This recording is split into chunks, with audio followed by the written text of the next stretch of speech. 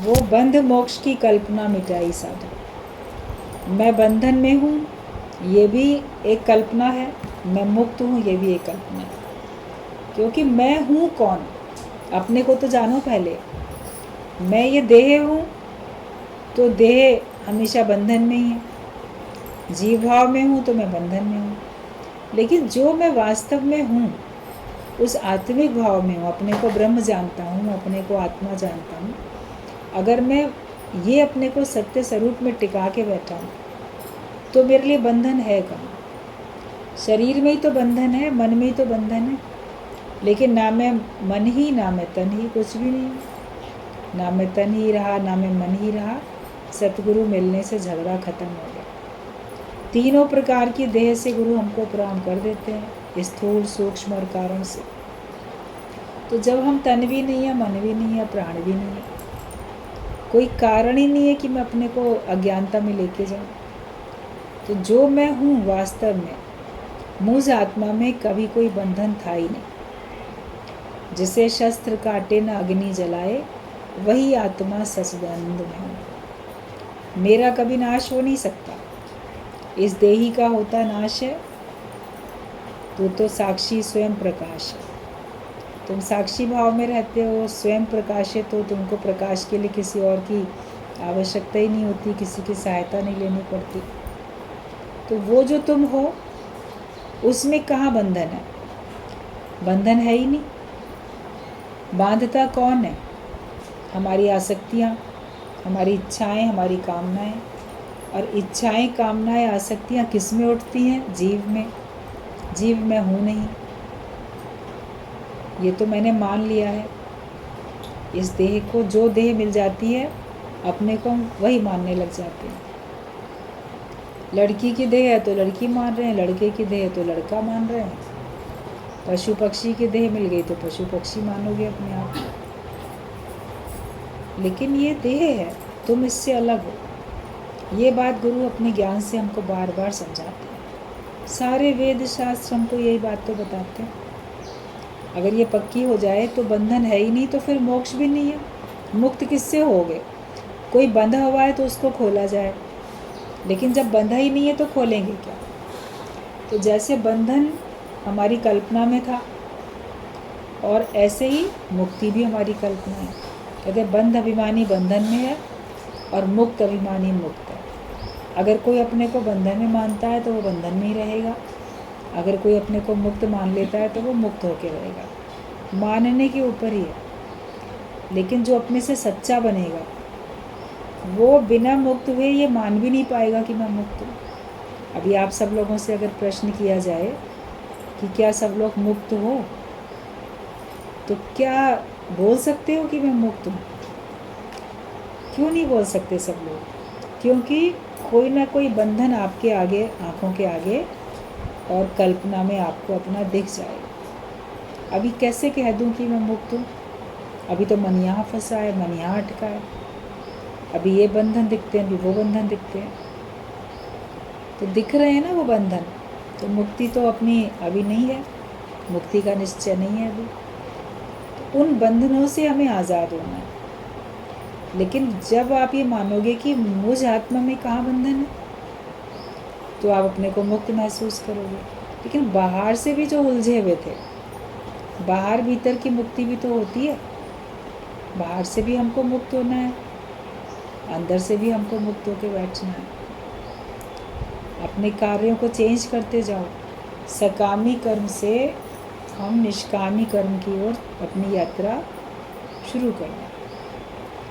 पहले मैं मेरे में था और कामना सहित कर्म करता था।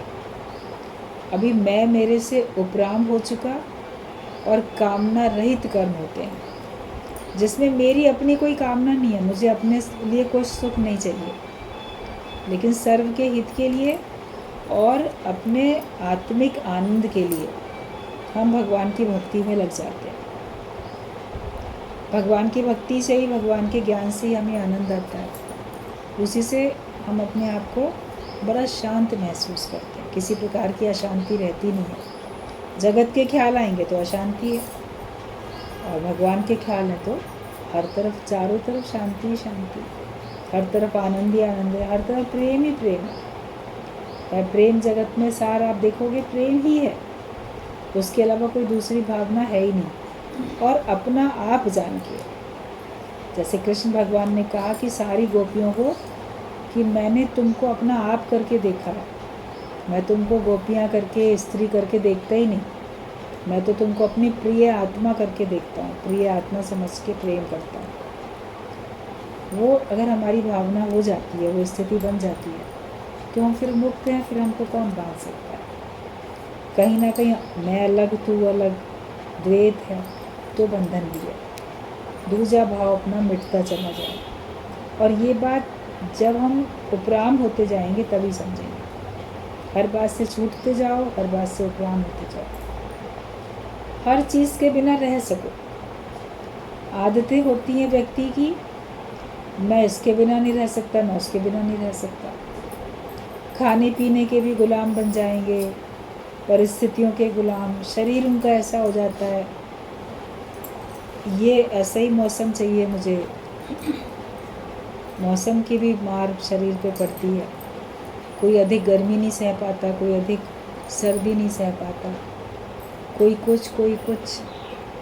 तो तन मन में शक्ति भर लो आत्म विचार से, आत्मा का विचार रखो हर समय, अपने तन में हम शक्ति महसूस करेंगे, तो हर बात से हम उपराम होते चले जाए। जो हो रहा है भगवान का हुक्म जानो, हर हाल में संतुष्ट रहो, कम है तो भी संतुष्ट रहो, अधिक है तो भी संतुष्ट रहो। जो हो रहा है उसको भगवान का हुक्म जानो, भगवान के हुक्म से ही सब हो रहा है। आप बोलोगे मेरे जीवन में ऐसी घटनाएं क्यों घट रही हैं, मेरे साथ ही ऐसा क्यों हो रहा है? मतलब भगवान की मर्जी है जो हो रहा है, आपकी मर्जी तो नहीं है। आप तो उस परिस्थिति को लाने के जिम्मेदार नहीं हो। ये थोड़ी अपनी चेकिंग कर लो कि कहीं हमने ही ज़्यादा बोल के अपना माहौल ख़राब कर लिया हो, हमने ही ज़्यादा जगत की आसक्ति रख के, पाने की चाह रख के अपने मन का अंदर का माहौल ख़राब कर लिया हो, क्या पता। तो आप अगर अपने को देखो कि मैं तो ब्रह्म स्वरूप हूँ, मैं तो आत्मा हूँ, तो मेरे अंदर कुछ भी नहीं है, ना जीव है, ना जगत है, ना कोई चाहना, ना कामना, ना कोई कर्म, ना भाग्य, कुछ भी नहीं है, तो फिर आपको कोई परेशानी भी नहीं है। उसके बावजूद भी अगर आप देखो आपके पास बाहर की परिस्थितियाँ ठीक नहीं है, किसी को कैसे होता रहता है, तो भगवान का हुक्म जानो और उसमें भी वो अपने मन को स्थिर रखे। एक बार बात चल रही थी कि जो कबीर दास था, तो वो भगवान से प्रार्थना कर रहा था, भगवान बड़ा शुक्र है तुमने मुझे कितनी आज्ञाकारी पत्नी दी है, जो कि मुझे इस ज्ञान के रास्ते पे सहयोग करती है, बहुत आज्ञा में चलती है, बड़ा शुक्र है, विरोधी नहीं है कम से कम। तो उस बात का शुक्र मना रहा था। फिर कहा जो सुकरात थे उनकी पत्नी तो उनसे बड़ा विरोधी थी, बड़ा विपरीत चलती थी, बहुत लड़ाई झगड़ा क्रोधी थी। तो वो फिर भगवान का शुक्र मना रहे थे, भगवान शुक्र है तूने मेरे को इतनी झगड़ालू पत्नी दी है, क्रोध करती है, मेरा बिल्कुल सहयोग नहीं करती है, बहुत शुक्र है, वरना मैं इसके मोह में, इसकी आसक्ति में अटकता, इसके कारण से मैं कितना निर्लेप न्यारा होकर रहता हूँ, इसकी वजह से मेरा मन कितना वैराग्य में है, कितना मैं विरक्त रहता हूँ। तो बहुत अच्छा किया ये मुझे ऐसी क्रोध करने वाली तुमने पत्नी दी। तो वो उस बात का शुक्र मना रहा है। एक कह रहा है आज्ञा में चलती है तो शुक्र है, एक कहता है बिल्कुल आज्ञा नहीं मानती, उल्टा चलती है तो भी शुक्र है। फिर विवेकानंद भगवान का शुक्र मना रहा था कि भगवान शुक्र है मेरे पास कोई झंझट नहीं। वो तो ब्रह्मचारी था, उसके पास तो कोई पत्नी थी ही नहीं, ना अच्छी ना बुरी, वो अपने उस लाइफ में शुक्र मना रहा था, संतुष्ट था। तो सिद्धांत ये है कि आपके जीवन में कुछ भी है, कुछ नहीं है, विवेकानंद के पास मान लो पत्नी नहीं है, मतलब उसको प्रतीक मानो माया का कि नहीं है किसी के पास कोई माया, तो वो उसमें ही खुश है, बहुत मस्त है, अपने आत्म जागृति में, अपने ज्ञान में, अपने आप में तृप्त है। और अगर आपके पास घर गृहस्थ है, आपके पास माया है। कभी आपकी माया आपको सुख देने वाली होती है और कभी आपकी माया आपको दुख देने वाली होती है। लेकिन ज्ञान अगर हमारे पास है तो हम हर हालत में शुक्र मनाते हैं कि जो है भगवान के हुक्म से ही तो है। अच्छा है तो भी भगवान के हुक्म से है। उसमें गर्व नहीं करो, उसमें अहंकार नहीं करो। मनुष्य अपने लिए बड़ा अहंकार करता है, मेरा भाग्य कितना अच्छा है, मैंने तो अपना भाग्य बनाया, मेरे अच्छे कर्म है जो मुझे अच्छे लोग मिले, फलाने के तो बड़े बुरे कर्म है तभी तो उसको दुख मिल रहा है। फिर अपने अच्छे कर्मों से खुश होके अहंकार करके दूसरे को और भी नीची निगाह से देखते हैं लोग। जिसको देखेंगे बड़ा दुखी है, परेशान है, तो बड़ा खुश होएंगे कि देखो ये पापी है तभी तो इसको दुख मिल रहा है, इसके कर्म अच्छे नहीं, इसका भाग्य खराब है, क्योंकि इसने कुछ गलत किया है तभी इसका भगवान ने भाग्य खराब बनाया, इसीलिए इसको दुख मिल रहा है। अहंकारी व्यक्ति जो खुद सुखी होगा वो ना तो दूसरे के सुख को देख के प्रसन्न होएगा, दूसरे के सुख को देख के भी ईर्ष्या करेगा, और ना ही किसी के दुख को देख के द्रवित होएगा, उसके लिए हमदर्दी नहीं करेगा।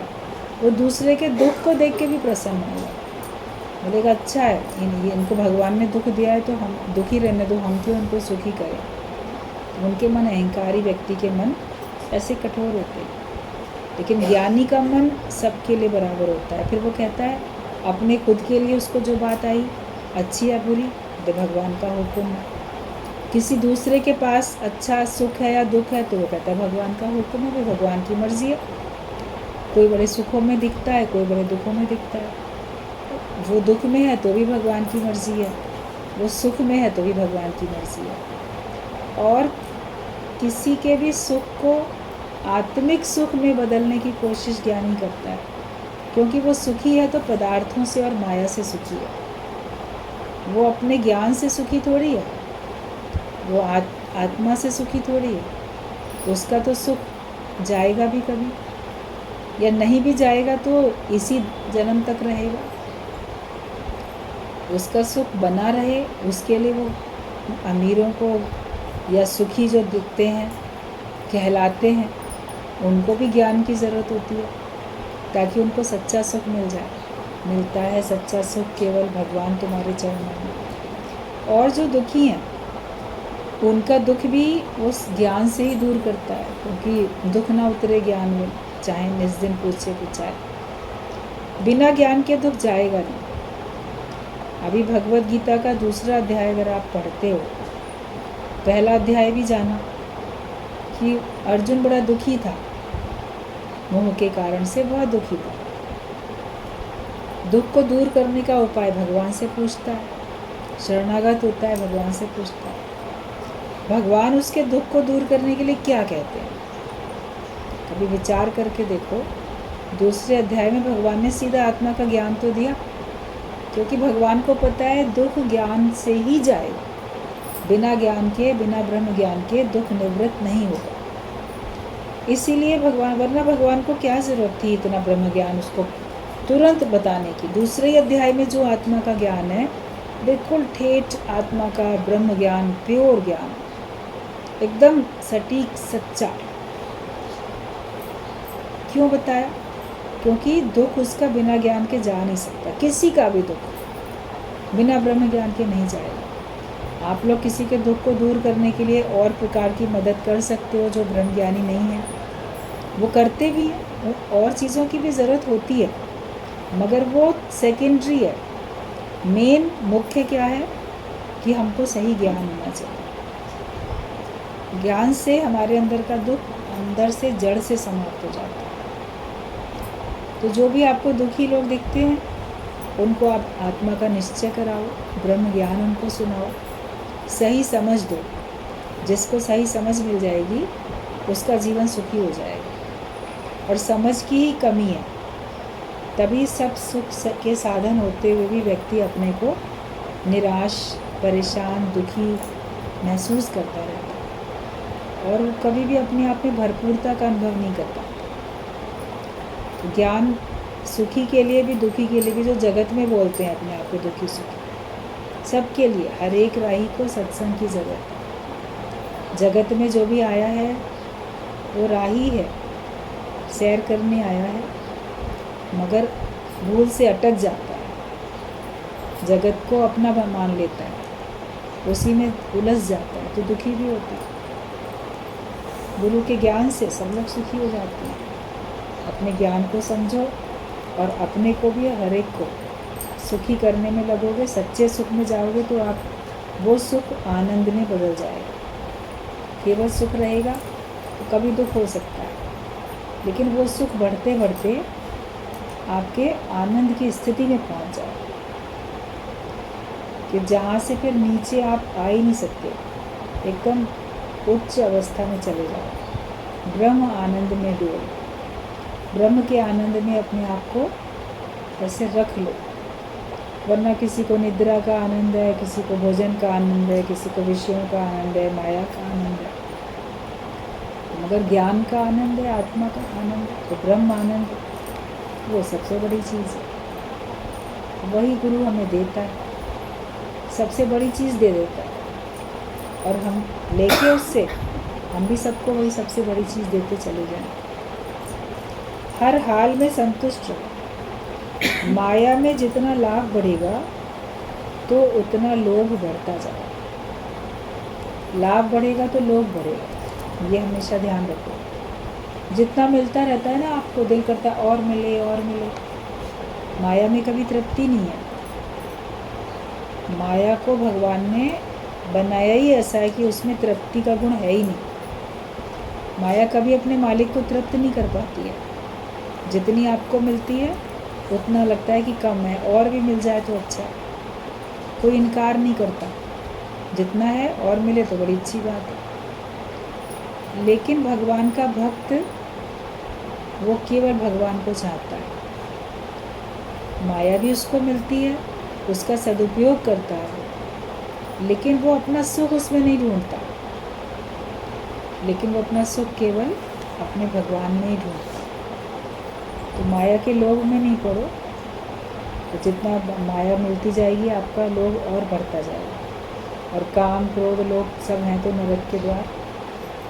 मन फिर वैसे ही होता जाएगा, जिस जिस चीज़ में आप रहोगे मन वैसे ही होता जाएगा। ज्ञानी अपनी आत्मा में संतुष्ट है। औरों को देखते देखते तुम खुद ही मैले हो जाओगे, इसलिए अपनी आत्मा में ही संतुष्ट रहो। दूसरे को देखते हैं और दूसरे को देख के हम उसकी अगर बुराइयां देखते हैं तो वो बुराइयां हमारे अंदर ही चली जाती हैं, तो हम खुद मैले होते जाते हैं। फिर जिस जिस को मेरा मानते हैं, मेरा बनाते हैं, तो मेरा कहने से भी आपका मन मलिन होता जाता है, क्योंकि वो आपके अंदर वो सब बसते चले जाते हैं, नाम रूप जड़ चेतन पदार्थ सब, और मेरा कहने से मन मलिन होता जाता है, मन में शुद्धि नहीं आती है। भगवान को मेरा कहोगे मन शुद्ध होगा, और फिर मैं स्वयं भगवान का रूप हूँ, मुझ में उसमें कोई अंतर नहीं है। ईश्वर अंश जीव अविनाशी है। अगर जीव भी मान रहे हैं तो हम ईश्वर का अंश है, और अंश में और अंशी में कोई अंतर नहीं, फिर हम उसी का रूप बन जाते हैं। तत्व से तू और मैं एक है, तो हमारी सारी मलिनताएं खत्म हो जाती हैं। इसलिए मेरा जब तक कहते चले आए थे तब तक अज्ञानता में थे, और आज से मेरा मेरा कहना बंद करो। ये भगवान सब तुम्हारा, ना कर अब तू मेरा मेरा, मेरा मेरा मत करो, क्योंकि एक ना एक दिन तो टूटेगा अभिमान जो तेरा। कोई तो अभिमान जो है वो टूटेगा ना एक दिन, जब तुमको लगेगा अब तुम्हारे पास तुम्हारा कहने को कुछ भी नहीं है। शरीर जब आपका अलग, प्राण अलग, तब आप किसको मेरा बोल सकते हो? कौन तुम्हारे साथ जाएगा? कोई भी नहीं। और तुम्हारे अच्छे बुरे कर्म तुम्हारे साथ जाते हैं, जिनका फैसला होता है, और उसके हिसाब से फिर आपको दुख सुख मिलता है।